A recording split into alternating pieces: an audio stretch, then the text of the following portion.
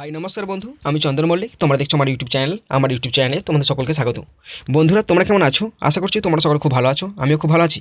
বন্ধুরা, আজকে আমি 14 নভেম্বর কর্মসংস্থান থেকে মোস্ট ইম্পর্টেন্ট কারেন্ট অ্যাফেয়ার্সগুলো তোমাদের সঙ্গে খুব সুন্দরভাবে আলোচনা করবো, বুঝিয়ে দেবো এবং মুখস্থ করবো।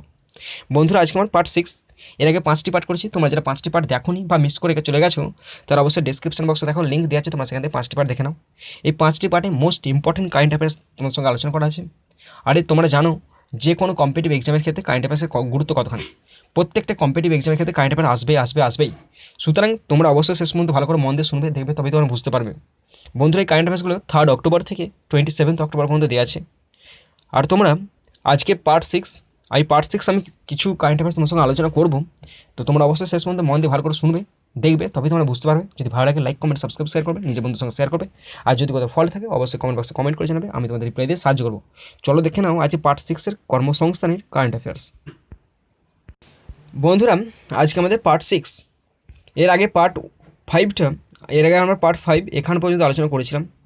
তোমরা যারা দেখোনি আগের পার্টগুলো, দেখো ডেসক্রিপশন বক্সে লিঙ্ক দেওয়া আছে, তোমরা সেখান থেকে আগের পার্টগুলো দেখে নাও। আজকে আমাদের পার্ট 6 আমরা এখান থেকে আলোচনা শুরু করবো 17 অক্টোবর। তোমরা অবশ্যই শেষ পর্যন্ত মন দিয়ে ভালো করে শুনবে, তবেই তোমরা বুঝতে পারবে। আর জানো তোমরা যে এই কারেন্ট অ্যাফেয়ার্সগুলো কতটা গুরুত্বপূর্ণ। ফার্স্ট দেখো কী আছে। ইউনেস্কোতে ভারতের পরবর্তী স্থায়ী প্রতিনিধি মনোনীত হলেন বিশাল ভি শর্মা। কি বলা আছে? ইউনেস্কোতে ভারতের পরবর্তী স্থায়ী প্রতিনিধি মনোনীত হলেন বিশাল ভি শর্মা। নেক্সট আছে ইন্ডিয়ান ব্যাংকস অ্যাসোসিয়েশন, যার সংক্ষিপ্ত রূপ IBA, এর চেয়ারম্যান হলেন রাজকিরণ রায়। কি বলা আছে? ইন্ডিয়ান ব্যাংকস অ্যাসোসিয়েশন অর্থাৎ IBA এর চেয়ারম্যান হলেন রাজকিরণ রায়।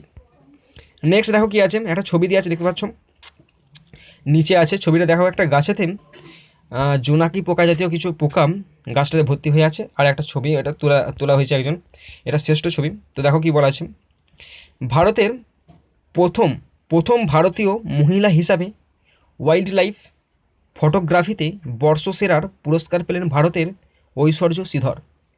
তার লাইটস অফ প্যাশন নামাঙ্কিত ছবিটি বর্ষসেরার পুরস্কার পেয়েছে। বনের মাঝে দাঁড়িয়ে আছে একটি গাছ, আর সেই গাছটিকে ঘিরে রয়েছে অনেক পোকা। গাছটির ওপর প্রকৃতির আলো ঠিকরে পড়েছে, আর ব্যাকগ্রাউন্ড হিসাবে রয়েছে তারা ভরা আকাশ। এমনই একটি ছবি তুলেছিলেন তিনি। তো দেখো আবার রিপিট দিচ্ছি, ভালো করে শোনো তোমরা। প্রথম ভারতীয় মহিলা হিসাবে ওয়াইল্ড লাইফ ফটোগ্রাফিতে বর্ষসেরার পুরস্কার পেলেন ভারতের ঐশ্বর্য শ্রীধর। তার লাইটস অফ প্যাশন নামাঙ্কিত ছবিটি বর্ষসেরার পুরস্কার পেয়েছে। বনের মাঝে দাঁড়িয়ে আছে একটি গাছ, আর সেই গাছটিকে ঘিরে ঘুরছে অনেক পোকা। গাছটির ওপর প্রকৃতির আলো ঠেকরে পড়ে, তার ব্যাকগ্রাউন্ড হিসাবে রয়েছে তারা ভরা আকাশ। এমনই একটি ছবি তুলেছিলেন তিনি। বন্ধুরা দেখো নেক্সট কী আছে। ভারতের প্রাক্তন রাষ্ট্রপতি ডক্টর APJ আব্দুল কালামের 89তম জন্মবার্ষিকী উপলক্ষে Kalam program for intellectual property literacy and awareness অর্থাৎ KAPIL কর্মসূচি চালু করলেন কেন্দ্রীয় শিক্ষামন্ত্রী রমেশ পোখরিয়াল। এই প্রচারের মাধ্যমে আবিষ্কারের গুরুত্ব সম্পর্কে মানুষের মধ্যে সচেতনতা ছড়িয়ে দেবে সরকার, যা ভারতকে স্বনির্ভর করার দিকে পরিচালিত করবে। 15 অক্টোবর থেকে 23 অক্টোবর পর্যন্ত এটি পালিত হয়েছে। তো বন্ধুরা রিপিট দিচ্ছি, ভালো করে শোনো তোমরা। ভারতের প্রাক্তন রাষ্ট্রপতি ডক্টর APJ আব্দুল কালামের 89তম জন্মবার্ষিকী উপলক্ষে Kalam program for intellectual property literacy and awareness অর্থাৎ KAPIL কর্মসূচি চালু করলেন কেন্দ্রীয় শিক্ষামন্ত্রী রমেশ পোখরিয়াল। এই প্রচারের মাধ্যমে আবিষ্কারের গুরুত্ব সম্পর্কে মানুষের মধ্যে সচেতনতা ছড়িয়ে দেবে সরকার, যা ভারতকে স্বনির্ভর করার দিকে পরিচালিত করবে। 15 অক্টোবর থেকে 23 অক্টোবর পর্যন্ত এটি পালিত হয়েছে। নেক্সট কী আছে দেখো। বিভিন্ন সরকারি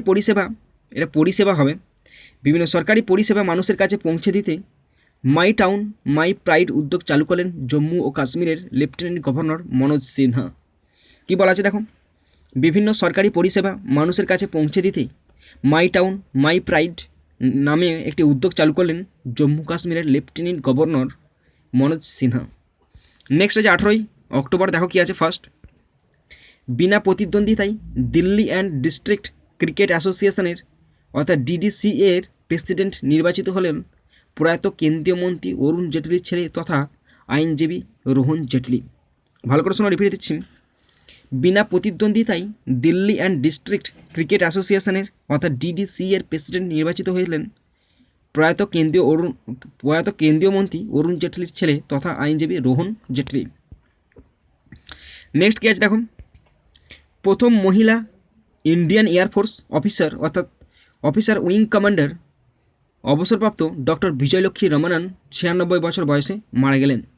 কী বলা আছে দেখো, প্রথম মহিলা Indian air force officer wing commander অবসরপ্রাপ্ত ডক্টর বিজয়লক্ষ্মী রামানান 96 বছর বয়সে মারা গেলেন।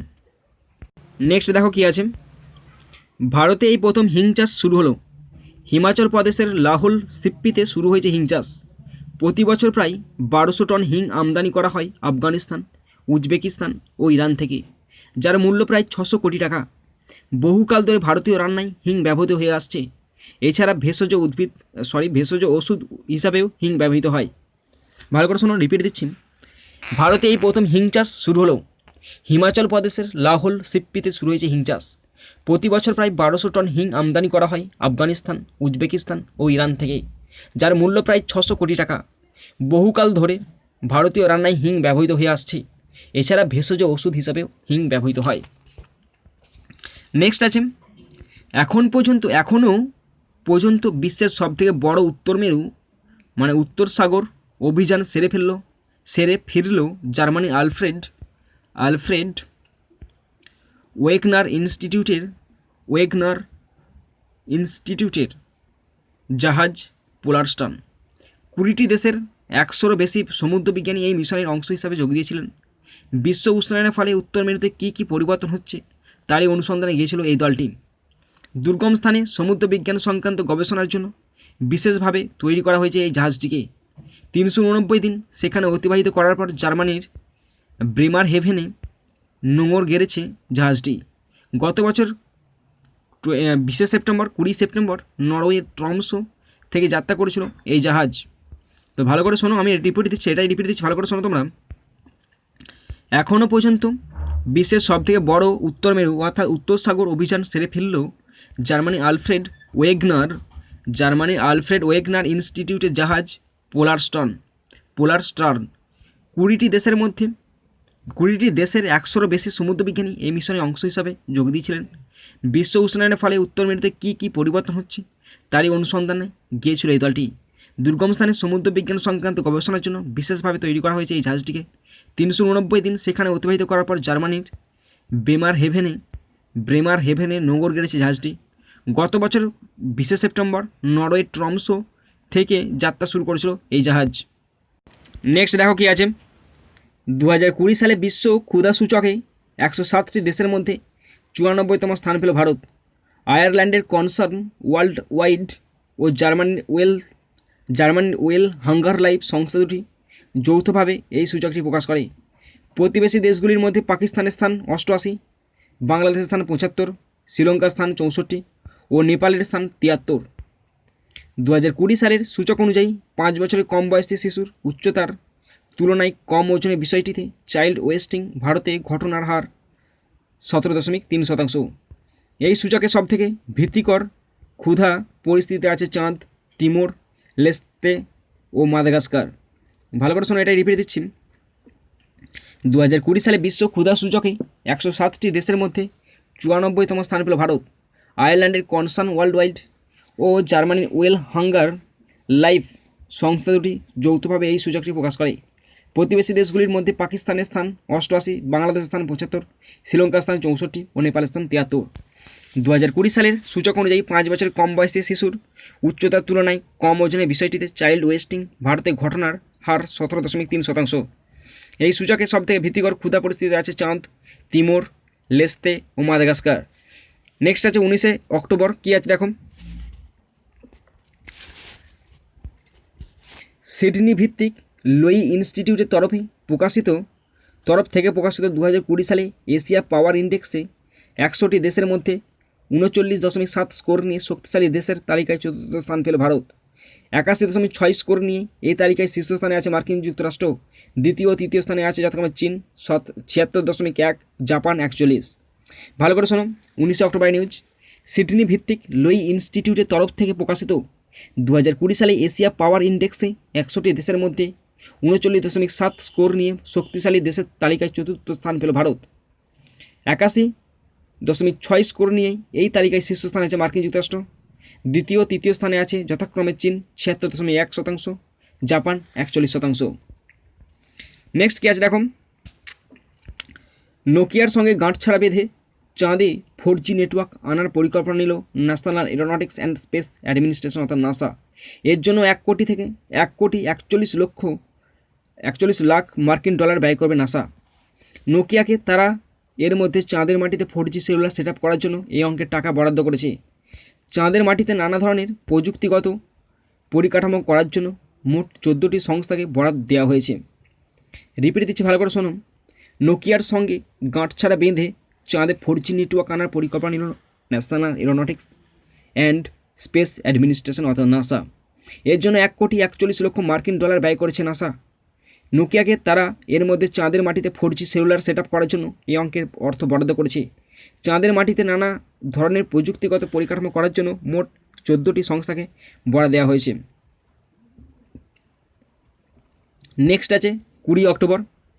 ভবিষ্যতে রাশিয়া ও চীনের কাছ থেকে আসা মহাজাগতিক ও সামরিক চ্যালেঞ্জের মোকাবিলা করতে জার্মানির রাইনল্যান্ড প্ল্যাটিনেট রাজ্যের র্যামস্টেইন এলাকায় একটি স্পেস সেন্টার তৈরি করার সিদ্ধান্ত নিল ন্যাটো। এখানে ন্যাটো গোষ্ঠীর একটি উচ্চ ক্ষমতা সম্পন্ন বায়ুসেনা ঘাঁটি আছে, সেখানেই এটি গড়ে তোলা হবে। রাশিয়া চীনের মহাকাশ সেনা ছাড়াও যে কোনো মহাজাগতিক চ্যালেঞ্জের মোকাবিলা করতে এখানে উপগ্রহ ধ্বংসকারী, উল্কা ধ্বংসকারী ব্যবস্থা সক্রিয় থাকবে সবসময়। ভালো করে শোনো, আবার এটা রিপিট দিচ্ছি। 20 অক্টোবরের এটা নিউজ।